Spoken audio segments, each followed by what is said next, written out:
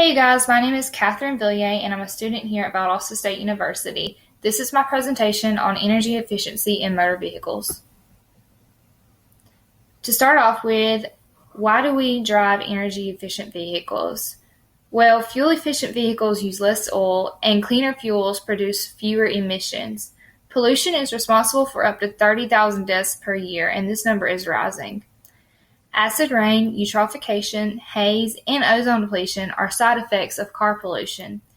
The ozone is a gas that occurs at ground level and in the Earth's upper atmosphere. The ozone protects us from ultraviolet light, which causes skin cancer in humans. There's many ways to be more energy efficient, no matter what you drive.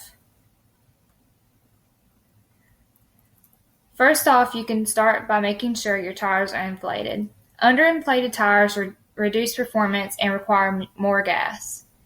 Staying around 50 to 55 miles per hour can also help you be more energy efficient because most cars' fuel economy starts to dip after you reach 55 to 50 miles an hour.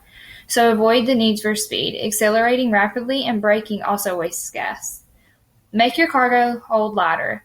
Hauling heavy items reduces fuel economy. If you don't need to take a heavy object on you on a trip, leave it at home. Using the cruise control helps you maintain a constant speed, which helps you maintain gas.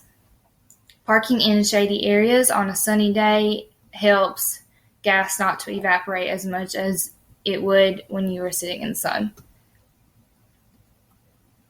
So a little history on energy efficiency in vehicles. In the early 1800s, innovators in Hungary, the United States, Netherlands, and Vermont created the concept of a battery-powered car and began to make small models of their ideas. In the 1890s, the first electric car was made in the United States, which reached top speeds of 14 miles per hour and held 6 passengers. Steam provided reliable for giving power to factories and trains, but it wasn't very practical for vehicles. It required long startup times, which could take up to 45 minutes when the weather is cold, and would need to be refilled with water often. Gasoline-powered cars required a lot of manual work to drive. They were very noisy, and the exhaust smelled unpleasant, and they had to be hand cranked. Electric cars didn't have the issues the steam or gasoline had. They were easy to drive. They didn't have many gears. Electric cars became a hit, especially for women.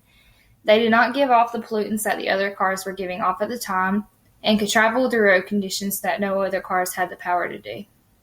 By 1912, the gasoline car costs only $650, while an electric car sold for $1,750.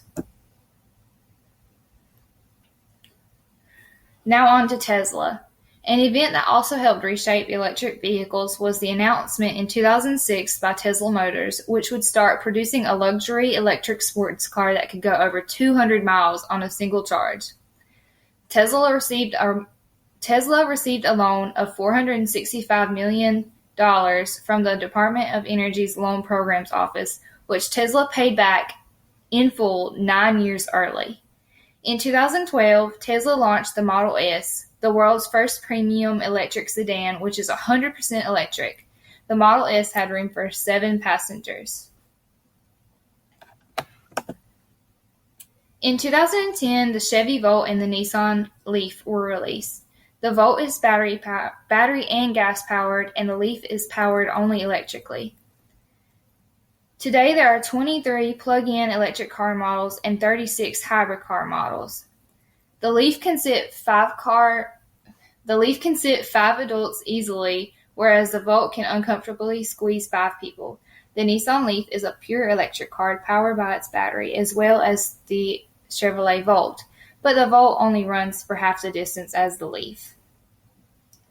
If we transitioned vehicles to hybrid vehicles, we could reduce our foreign oil dependence by 30 to 60% and lower the carbon pollution by transportation by 20%.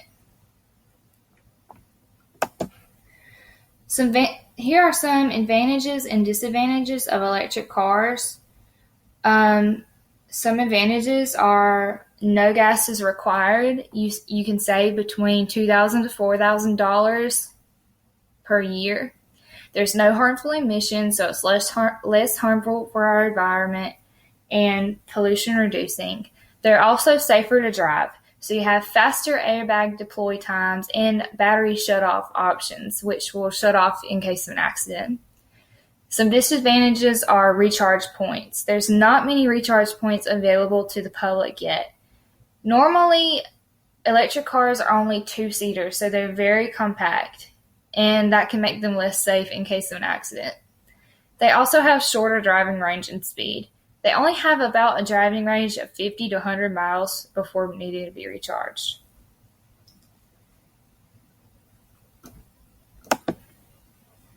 So a little bit about current times. The passage of the 1990 Clean Air Act Amendment and the 1992 Energy Policy Act plus new transportation emission regulations issued by the California Air Resources Board helped create a renewed interest in electric vehicles in the U.S. The Toyota Prius was released in Japan in 1997 and it became the world's first mass-produced hybrid electric vehicle. Rising gas prices and concern about pollution have helped make the Prius the best-selling hybrid worldwide during the past decade. I hope y'all learned a little bit about my presentation.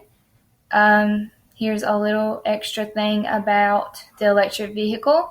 It says, the new model of electric transport will reduce fossil fuel consumption, improve energy efficiency in transport, and, in combination with improvements in power grids, will lead to better use of renewable energy resources. Thank you guys for listening.